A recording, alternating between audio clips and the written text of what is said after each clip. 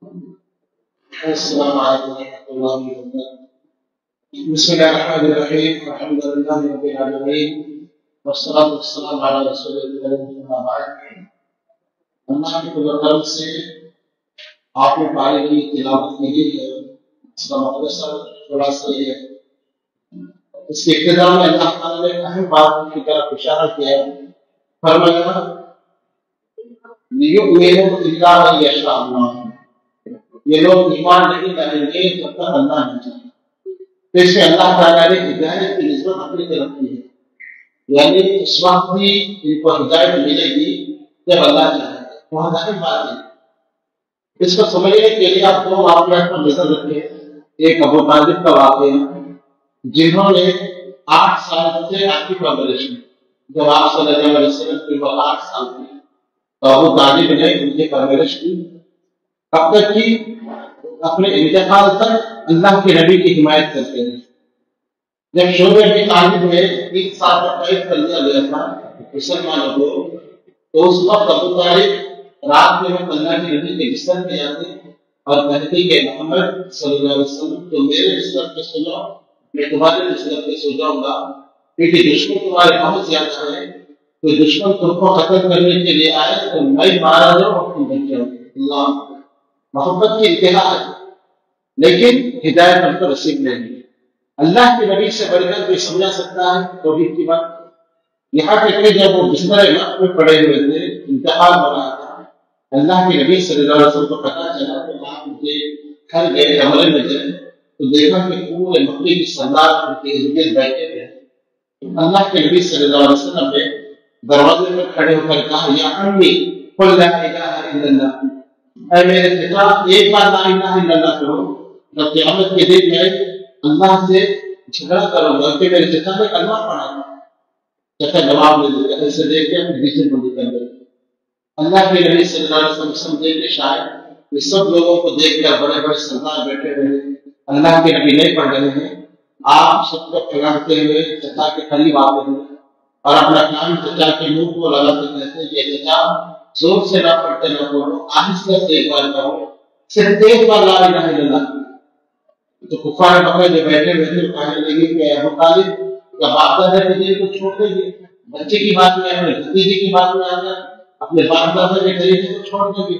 دنیا کیا کہے گی؟ اتنے بڑے آدمی بھتیجے کی باتوں میں آ گئے. تو ابو طالب نے کہا کہ میں عبد المطلب کے دین پہ پڑھ رہا ہوں، یعنی میرے باپ کا جو دین تھا اس دین پہ میں پڑھ رہا ہوں، اور اسی سے ان کی روح برباد کر دی. ان کے بعد روایتوں میں یہ کہ انہوں نے کہا مجھے آگ پسند ہے لیکن آگ پسند نہیں ہے، میں مر جاؤں گا تو مکے کی عورتیں کہیں گی کہ دیکھو ابو طالب باپ دادا کے دین کو چھوڑ دیا. تو ان کا انتقال ہو گیا، ہدایت نصیب نہیں ہوئی. اللہ کے نبی کو بڑی تکلیف دی، اور اللہ کے نبی وہ چچا جو بچپن سے ساتھ دے رہا ہے، ہر وقت حمایت کر رہا ہے، اس کو ہدایت کی دولت نصیب نہیں ہوئی. تو اللہ نے آیت نازل کر دی انک لا تهدی من احببت ولکن اللہ یهدی من یشاء. اللہ جس کو چاہے اس کو ہدایت دے، آپ جس کو چاہے اسے ہدایت نہیں دے سکتے. تو میرے دوستوں یہ ہدایت ہم کو ملی ہے، یہ بہت بڑی نعمت ہے، اس کی قدر کریں. آپ جب مسلمان ہیں تو اس کی قدر کریں، یہ بہت بڑی نعمت. اور ایک بات آپ سامنے رکھیں کہ ایک یہودی لڑکا اللہ کے نبی صلی اللہ علیہ وسلم کے پاس خدمت کیا کرتا تھا، وہ بیمار ہو گیا. اللہ کے نبی صلی اللہ علیہ وسلم تو آپ اس کے گھر گئے، دیکھا کہ وہ موت کی بے ہوشیوں میں ہے. آپ نے اس لڑکے سے کہا کہ بیٹا لا الہ الا اللہ پڑھ. لڑکے نے اپنے باپ کی طرف دیکھا تو یہودی تھا. باپ نے لڑکے کو کہا اطاع ابو القاسم، ابو القاسم کی اطاعت کر دے. ابو القاسم اللہ کے نبی کی کنیت ہے، کیونکہ قاسم آپ ہم سب کے بیٹے کا نام تھا جو بچپن میں استعمال کر لیا. کہا کہ ابو القاسم کی بات مان لے. تو بچے نے لا الہ الا اللہ پڑھا تو اللہ کے نبی اس کی روح نکل گئی. اللہ کے نبی خوشی سے واپس نکلے، خوش ہوتے ہوئے کہ آج اللہ تعالیٰ نے ایک لڑکے کو جہنم سے بچا دیا، اگر بغیر کرنے کے بدلے تو جہنم میں چلا جائے. تو ان دو واقعات سے ایک اللہ کے نبی کے چچا زندگی بھر ساتھ دینے والے ہدایت نصیب نہیں ہوئی. ایک لڑکا ایک وہ کوئی دین کا کام ہی نہیں کیا، میں نماز پڑھی میں روزے رکھا، صرف لا الہ الا اللہ کہا، اس کی روح برباد کر کے وہ جنت میں جاتی ہے.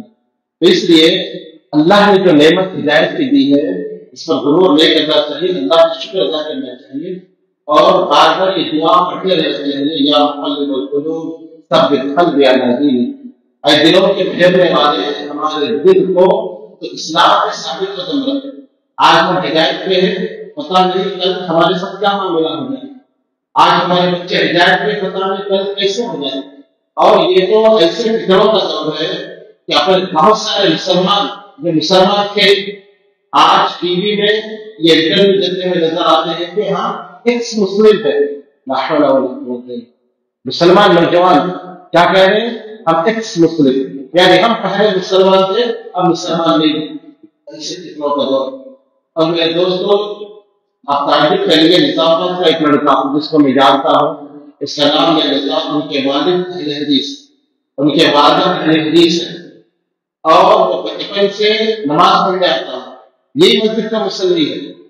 وہ امریکہ بھیجے اس کے والد نے اس کو پڑھنے کے لیے۔ اب اس کی حالت یہ ہوگی کہ وہ دہریہ ہو گئے، وہ اللہ کے بارے میں بےعقیدہ ہو گئے، قرآن کی ایمان نہیں رکھ رہا، پریشان ہے اس کے والدین، ایسی عجیب باتیں کر رہا کہ قرآن کوئی جو ہے کتاب نہیں ہے، اللہ نہیں ہے۔ اس کی والدہ نے روتے ہوئے آئی، مجھ سے کہا کہ اس سے بات کریں۔ میں بات کر رہا ہوں تو کہہ رہے کہ یہ سب نیچرل ہے، آٹومیٹک بن گیا، اللہ کوئی چیز نہیں۔ یعنی آپ انداز لگائیے، اس کو بھیجا تھا دنیا کمانے کے لیے، عقیدہ مضبوط نہیں کیا، اہمیت نہیں دی، وہ چاہتی ایسے اس دوست مل گئے اور کہہ رہے کہ نعوذ باللہ قرآن کسی کی کتاب نہیں ہے، یہ اللہ کی کتاب ہے۔ قرآن میں وہ نے غلط کتاب ہے، کہہ رہے کہ ذالی کا کتاب بلا رہے ہیں، اللہ کہہ رہے ہیں ذالی کا کتاب سے کون سی کتاب ہے؟ اللہ کو یہ ذالی کا لفظ ہو گیا، کس طرح کی غلطیوں قرآن میں لکھا ہے۔ تو میرے دوستوں، اپنے بچوں کے عقیدوں کو درست کرو۔ بچوں کو تعلیم کے لیے امریکہ، لندن، کاسا بھیج رہے ہیں اور ان کے عقیدے خراب ہو رہے ہیں۔ تو یہ ہدایت بہت بڑی دولت ہے، بچوں کے لیے دعا کرتے رہنا چاہیے کہ اللہ ہمارے بچوں کو ہدایت میں ثابت قدم رکھے۔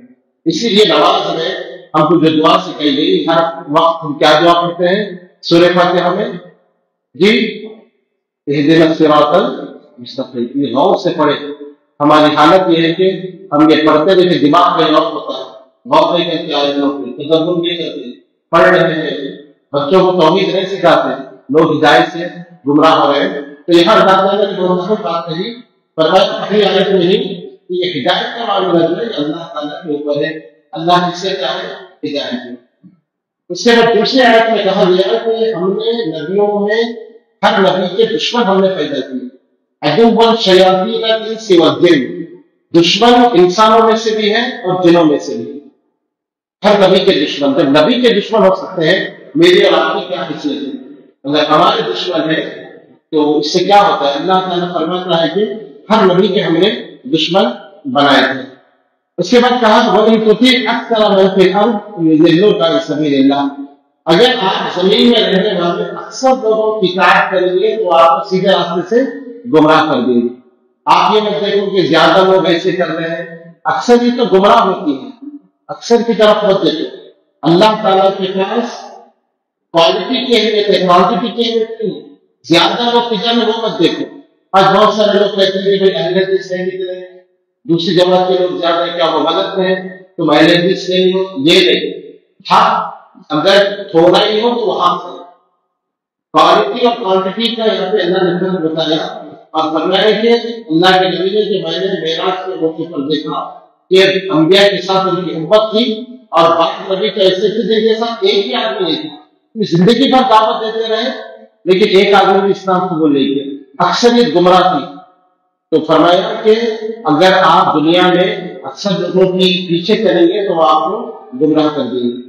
اس کے بعد ایک اہم بات بتائی گئی، فَكُلُوا مِمَّا ذُكِّرَ اسْمُ اللَّهِ عَلَيْهِ إِن كُنتُمْ بِآيَاتِهِ مُؤْمِنِينَ، وہ چیز کھاؤ جس پر اللہ کا نام لیا گیا ہو، اگر تم مومن ہو تو جس جانور پر اللہ کا نام لیا گیا ہو وہ چیز کھاؤ۔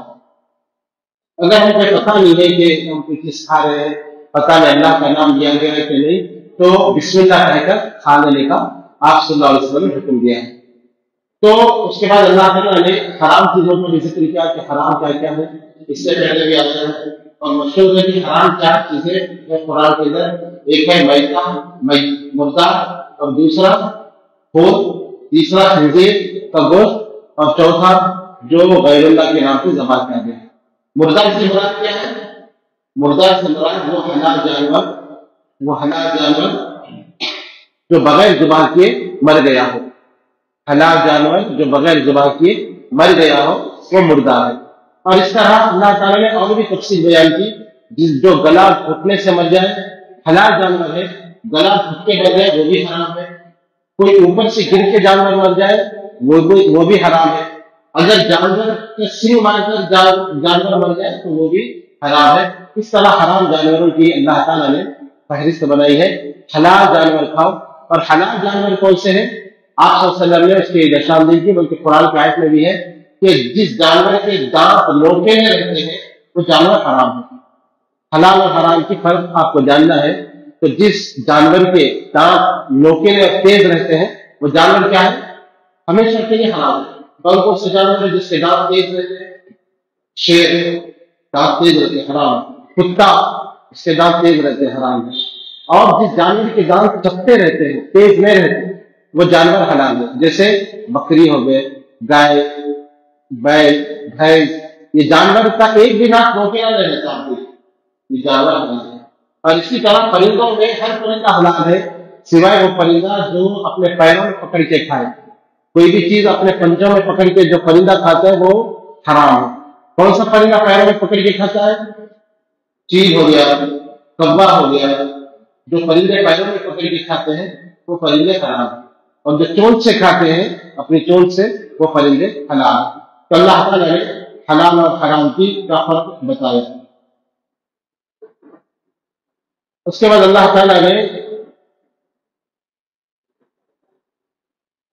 ان جانوروں کا ذکر کیا جو کفار مکہ بعض جانوروں کو حرام کہتے تھے۔ اللہ تعالیٰ نے اس کی تفصیل اس کا ذکر کیا، اس کی تفصیل بتائی کہ کون سا جانور حلال ہے اور کون سا جانور حرام ہے۔ اس کے بعد سورہ اعراف شروع ہوتی ہے، سورۃ الاعراف۔ دو صورتیں ہیں اس پارے کے اندر، ایک تھا سورۃ الانعام جن میں جانوروں کا ذکر تھا، اور ایک ہے سورۃ الاعراف۔ اعراف کے معنی کیا ہے؟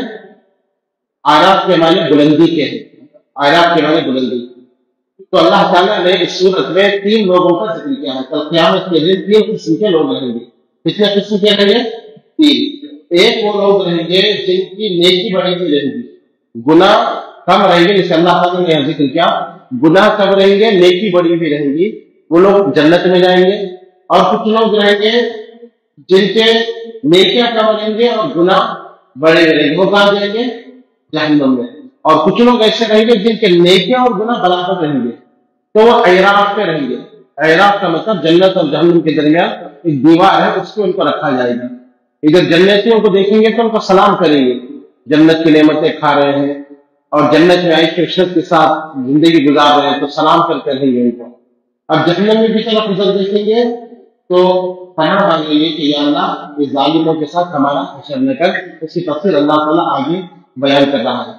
سورہ الاعراف کی ابتدا میں اللہ تعالیٰ نے ہم کو ایک چیز کا حکم دیا، فرمایا اتبعوا ما انزل الیکم من ربکم، کہ تم اس چیز کی اتباع کرو جو آسمان سے تمہاری طرف نازل کی گئی ہے۔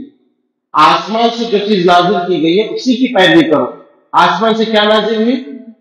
قرآن، اور آسمان سے حدیث، اللہ کے نبی کی باتیں، یہ بھی وحی ہے۔ وحی کی 2 قسمیں ہیں، ایک وحی مطلوب، ایک وحی غیر مطلوب۔ وحی مطلوب وہ وحی جس کی تلاوت کی جاتی ہے، وہ قرآن ہے، اور وہ وحی جس کی تلاوت نہیں کی جاتی وہ حدیث ہے، کیونکہ اللہ کے نبی صلی اللہ علیہ وسلم بھی اپنی طرف سے کچھ نہیں کہتے تھے، جب تک اللہ کا حکم نہ ہوتا آپ کچھ نہیں کہتے تھے۔ تو اللہ نے فرمایا کہ جو چیز آسمان سے نازل ہوئی یعنی قرآن و حدیث، اسی کی اتباع کرو۔ وَلَا تَتَّبِعُوا مِن دُونِهِ أَوْلِيَاءَ، اور فرمایا کہ اپنے اولیاء اللہ کی اتباع نہیں کرنا، اپنے ولیوں کی، اپنے اماموں کی، اپنے بزرگوں کی پیروی نہیں کرنا۔ صاف یہاں پہ اللہ تعالیٰ نے واضح ہے، یاد رکھے جو لوگ کہتے ہیں کہ ہم اماموں کی پیروی کرتے ہیں، ہمارے امام ہیں، ہمارے بزرگ ہیں، ان لوگوں کے لیے یہ بہت بڑی یہ عادت دلیل ہے۔ اللہ فرماتے ہیں کہ جو آسمان سے جو چیز نازل ہوئی اسی کی اتباع کرو، اور اپنے اولیاء اللہ کی اتباع مت کرو۔ اللہ ولی کا ذکر ہے، فرمایا اتبعوا ما انزل الیکم من ربکم ولا تتبعوا من دونه اولیاء، اپنے اولیاء کی، اپنے ولیوں کی تو پیروی نہیں کرنا، جو آسمان سے جو چیز نازل ہوئی اسی کی پیروی کرنا۔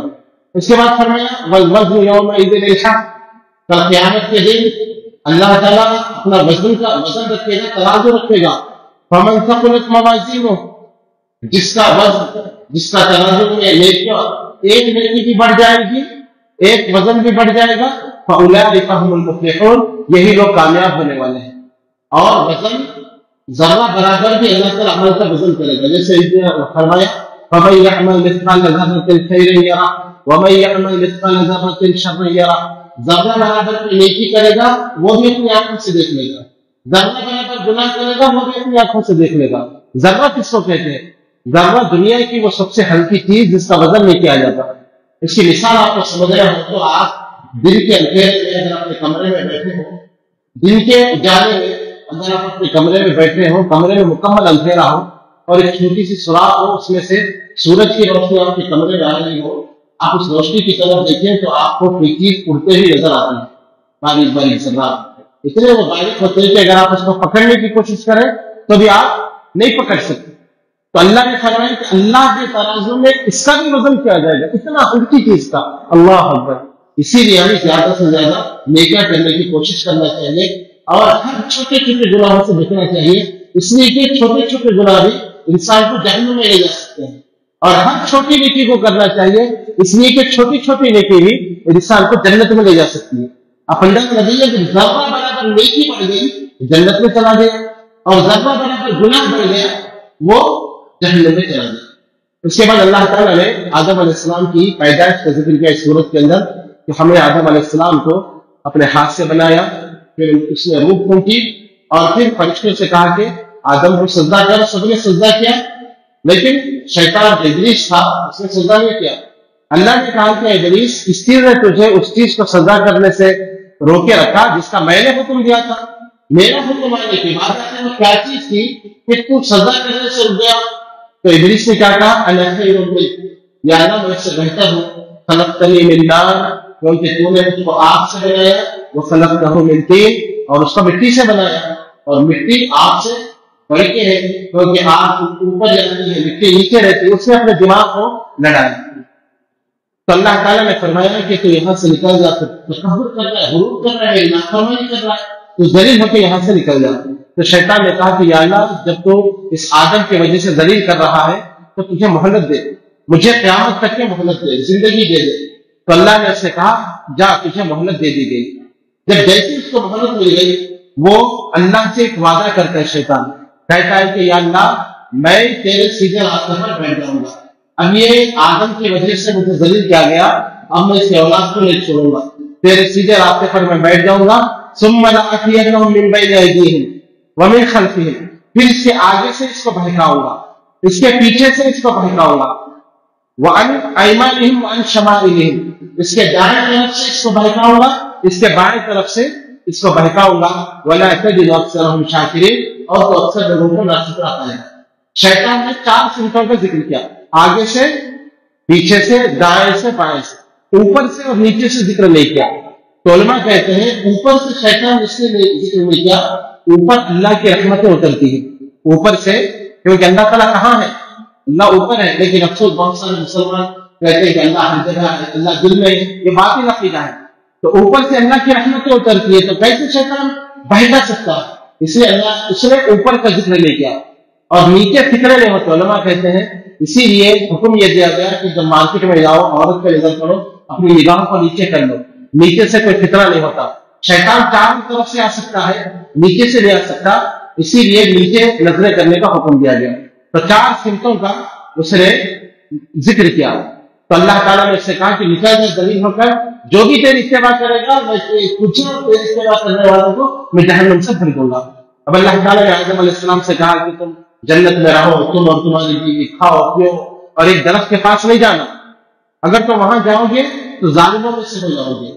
اب شیطان ان کو بھٹکانے لگا، اپنا کام شروع کر دیا۔ آدم علیہ السلام کے دل میں وسوسہ ڈالنے لگا اور کہنے لگا کہ میں تم کو ایک بات بتاتا ہوں، اللہ تعالیٰ نے اس درخت کے پاس جانے سے کیوں روکا تم کو معلوم ہے؟ دو وجہ سے روکا، ایک کہ الا ان تکون ملکین اور تکون من الخالدین، یا تو تم فرشتے بن جاؤ گے یا ہمیشہ تم کو زندگی مل جائے گی. یہ دو وجہ اس لیے اللہ نے روکا. اور پھر قسمیں کھانے لگا، وقاسمهما انی لکما لمن الناصحین، میں اللہ کی قسم کھا کے کہتا ہوں میں تمہارا خیر کر رہا ہوں، میں چھوٹا نہیں ہوں. بار بار قسمیں کھانے لگا. تو آدم علیہ السلام جو ہے اس کی باتوں میں آ گئے، اور آدم علیہ السلام نے وہ درخت کا جیسے ہی اس پھل کو چکھ لیا تو اللہ تعالیٰ نے ان کا لباس اتار دیا. جو جنت کا لباس تھا وہ بے لباس ہو گئے. تو بے لباس ہو گئے، برہنہ ہو گئے، تو کیا کہ درختوں کے پتے اپنے جسم پہ لپیٹنے لگے.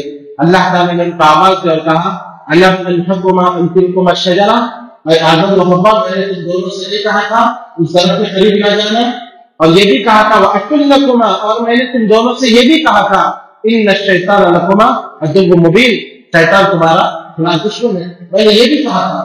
اب جاؤ تم دنیا میں چلے جاؤ. دنیا میں آدم و حوا کو اتار دیا گیا.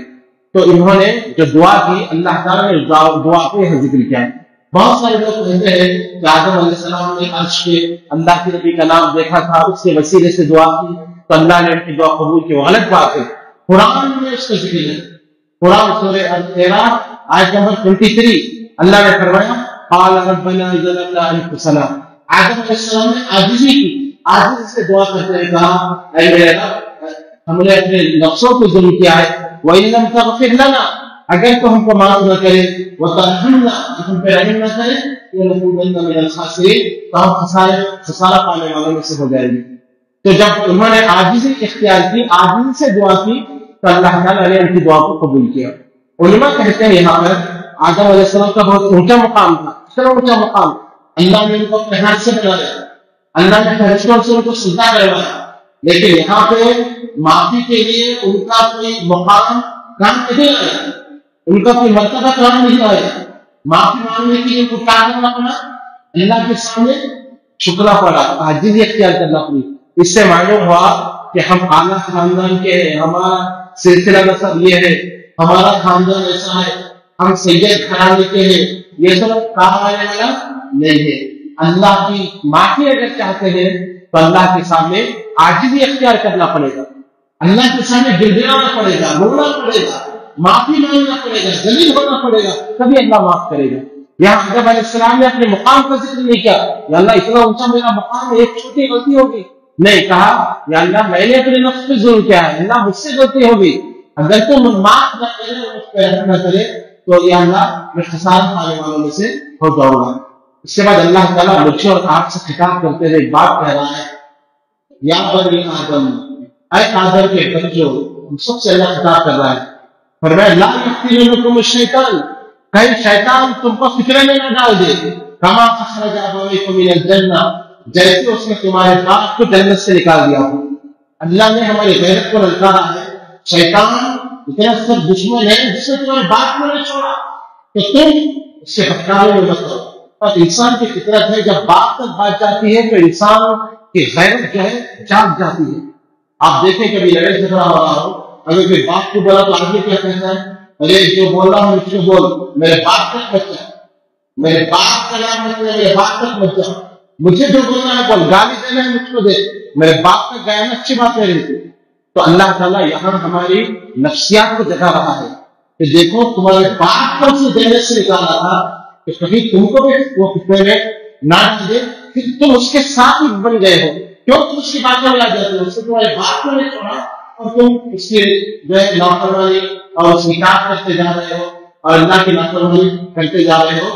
فرمایا کہ اس نے تمہارے باپ کو جنت سے نکال دیا تھا اور ان کو بے لباس کر دیا تھا، اور فرمایا کہ وہ شیطان کے قبیلے، ان کا خاندان ایسا ہے وہ تم کو دیکھتے ہیں اور تم ان کو نہیں دیکھ سکتے، اس لیے تم کو ہمیشہ وہ بہکاتے رہتے ہیں، اس لیے تم کیا کرو، شیطان کے بہکاوے میں مت آؤ. اس کے بعد اللہ تعالیٰ نے ایک عقیدہ بیان کیا کہ ہم کو کیسا رہنا چاہیے. ہماری پوری زندگی عبادت سے یہ نہیں کہ ہم نماز پڑھے روزہ رکھے، فرمایا کہ پوری زندگی ہماری عبادت میں ہونا چاہیے. اور ان صلاتی و نسکی و محیای و مماتی للہ رب العالمین. اے نبی آپ کہہ دو میری نماز، میری قربانی، میرا جینا اور میرا مرنا سب اللہ کے لیے. ہماری پوری زندگی اللہ کے لیے ہونا چاہیے. اس کے بعد اللہ تعالیٰ نے انبیاء علیہ السلام کے بعض واقعات بیان کیے. یہاں پر حضرت نوح علیہ السلام کا واقعہ تفصیل سے اللہ تعالیٰ نے ذکر کیا. وقت نہیں ہے، وقت جو ہو گیا ہے، لیکن آپ لوگ اس کو پڑھیں. ابھی یہ آیتیں ابھی پڑھی گئی ہے، اگر ہم تھوڑا سا غور کر کے پڑھتے تو اندازہ لگائیے نماز میں کتنا لطف آ جاتا ہے. اور افسوس کی بات ہے کہ ہم قرآن سمجھ نہیں سکتے اور امام صاحب پڑھ رہے ہیں تو ہم کو جو نیند آ رہی ہے یا جو وسوسے آ رہے ہیں، اس طرح کتنے بہترین باتیں اللہ تعالیٰ کے لیے اور آپ کے لیے اس میں ذکر کیے ہیں. ایک ایک پوائنٹ کتنا بہتر ہے. اللہ تعالیٰ نے انبیاء علیہ السلام کو ذکر کیا اور کہا کہ ہر نبی اپنے قوم کا خیر خواہ ہوتا ہے، اور ان سے کہا کہ ہم تو تمہاری خیر خواہی کرنے والے ہیں.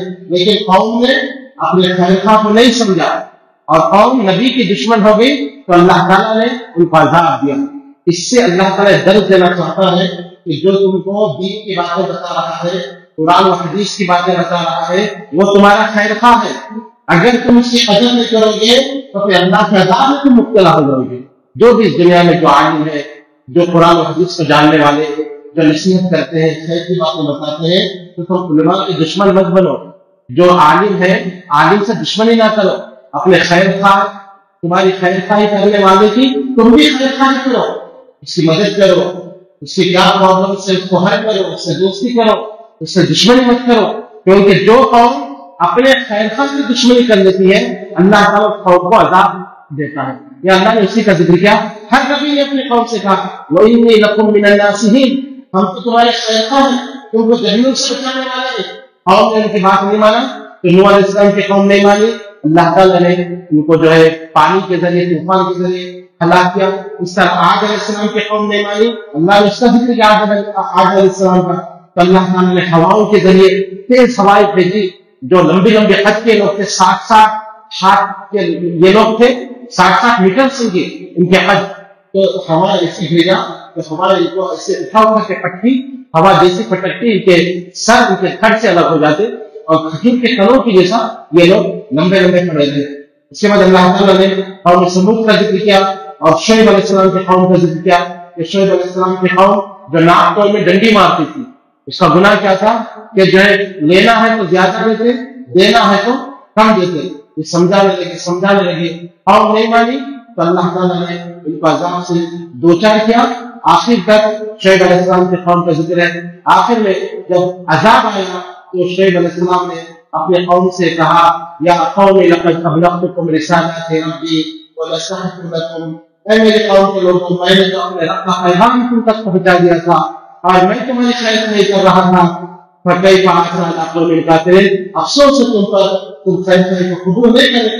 آج بھی جو تمہارا حشر ہو گیا ہے یہ تمہاری اپنی غلطی ہے. آخر میں اللہ تعالیٰ سے دعا ہے کہ اللہ تعالیٰ صحیح معنوں میں قرآن کو سمجھنے کے لیے توفیق عطا فرمائے.